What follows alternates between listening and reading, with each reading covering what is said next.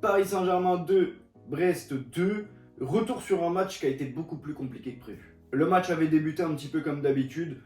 Le Paris Saint-Germain domine, ne frappe pas spécialement, mais d'un coup, voilà, à peu près à la 30e minute, quelque chose se passe. Tous les matchs, j'ai l'impression, se ressemblent avec le Paris Saint-Germain. 1-0, Barcola, délicieux. Barcola, incroyable. Barcola, magnifique. Pour Marco Asensio, hier soir, parfait. Marco Asensio, incroyable. Peut-être le prime. Maintenant, on sait qu'il est capable de jouer littéralement partout sur le terrain parce qu'hier, il a tout fait. Voilà, Barcola qui touche Marco Asensio. Après un relais trouvé Vitinha-Mbappé. Le 1-2, Vitinha qui écarte. Vitinha, très gros match. Vitinha, j'ai du mal à voir ce qui ne va pas. Mais quand tu vas sur les réseaux sociaux, les gens sont pas contents. Donc, bon. Vitinha, j'ai trouvé ça pas mal. Vitinha qui écarte, Barcola, amorti de poitrine, il la touche à la tête, le contrôle du pied, exceptionnel, succulent, magnifique. Tous les mots que tu veux, tu peux tous les utiliser.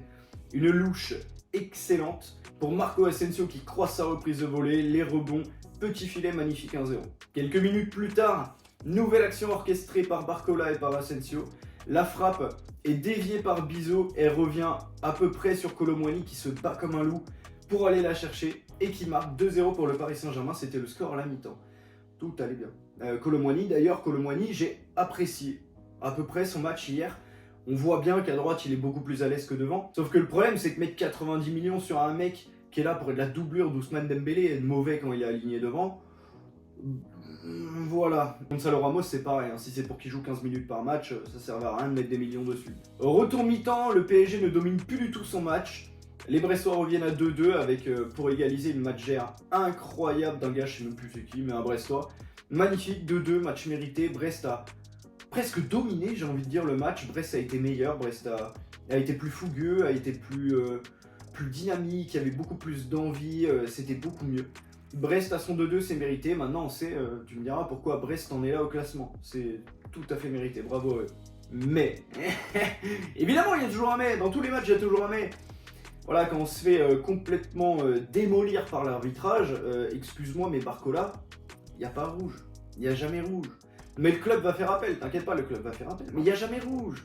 C'est dégueulasse. Lesmelou qui fait comme s'il s'était fait tirer dessus alors que c'est lui qui shoot dans le gazon. Barcola, le frérot, évidemment, il s'énerve. Il n'y a pas faute. Il l'a pas touché. Du coup, Barcola, il est pas content. Il va incendier l'arbitre. Il aurait pu lui mettre un coup de tête, c'était mérité. Et après, il en reprend un parce que pour annihiler une action de but, il fait faute. Ce qui est bien joué, voilà, c'est dans l'esprit de l'équipe, etc. Nous, on apprécie, c'est une faute intelligente, il prend un jaune. Mais le premier jaune, il doit pas exister. Jamais il va crier sur l'arbitre. Si l'arbitre il siffle pas faute parce que Lesmelou s'est fait mal tout seul. Mais Lesmelou, t'inquiète, on a l'habitude. Lesmelou, on connaît. Pas de soucis, Lesmelou, on connaît. Et on va s'en rappeler. Il y a un match en coupe, vous inquiétez pas. Tous les matchs sont différents, tous les matchs sont différents. On va pas se faire dominer par Brest à chaque match. Et t'as tous les anti-parisiens maintenant qui crient au scandale, ouais, avec tout votre argent, etc. Et nanani, et blablabla. Mais les gars, chaque match est différent. Faites pas semblant de pas connaître le football, ou alors vous avez tous 13 ans. Faut savoir, les gars, tous les matchs sont différents. T'as la magie de la coupe, par exemple. T'as des clubs comme Marseille, par exemple, qui sont éliminés par des équipes de D3, de D4, de tout ce que tu veux. Et c'est normal, ça s'appelle un match de foot. C'est 11 gars, un arbitre, en général qui a choisi un camp avant le match, hein, évidemment, là on l'avait bien vu. Brest ne pourra plus jamais crier au scandale d'ailleurs parce que les arbitres favorisent les grands clubs, etc. Là c'est faux, voilà, parce qu'il n'y a jamais rouge pour Barcola. Bref, t'as 11 gars et 11 gars chacun de leur côté, un arbitre et un putain de ballon. Et les mecs se tapent sur la gueule pour aller marquer des buts. C'est ça le football.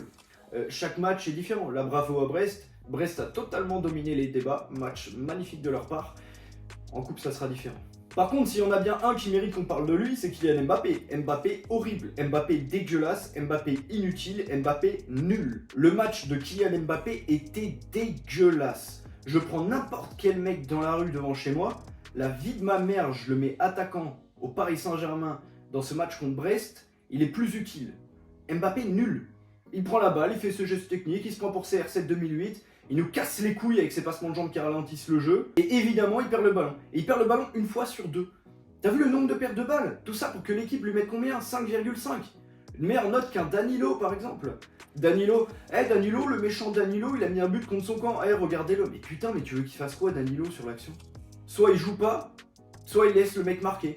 Moi je préfère que Danilo marque contre son camp plutôt qu'on encaisse un but sur une action rondement menée de la part de l'adversaire. Au moins on s'est battu. Après, l'équipe de merde qui a été alignée par Enrique aussi à la mi-temps, je me souviens là sur Amazon, il disait bravo Enrique ou signé Enrique, je sais plus.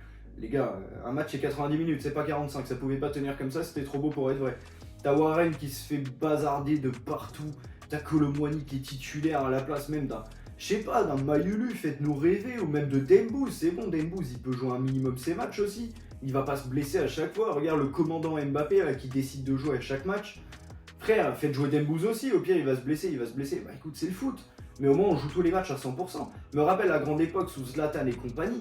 Mais putain, mais les matchs comme ça, on menait 1-0, 2-0, on menait 4-0 à la mi-temps. Et puis quand on revenait, on en remettait 3, on gagnait 7-0 nos matchs. Un match contre Brest, c'était donné, c'était du gâteau, c'était cadeau, mais les mecs jouaient comme s'ils étaient en LDC. Là, maintenant, t'as des mecs, Marquinhos, Beraldo, Fabian Ruiz, des mecs sympas, tu vois, des mecs cool qui sont là pour échanger leur maillot, good vibes, tu vois. Genre, mais frère, c'est insupportable, mais venez, on leur pète les genoux. Moi, j'ai adoré la faute de Barcola. Putain, c'est du foot, les gars, c'est une bagarre, c'est une bataille. Après, évidemment, tout est terminé, ça ne dure qu'1 heure et demie. Mais sur le moment, faut se battre comme des loups pour la victoire, tu vois. C'est pas parce que les mecs sont payés des millions, qui valent je sais pas combien, qu'ils ont accompli ça et ça dans leur carrière, qu'ils vont battre nécessairement une équipe qui est plus petite théoriquement qu'eux sur le papier. C'est pas ça le foot. Et les mecs jouent à moitié, c'est insupportable.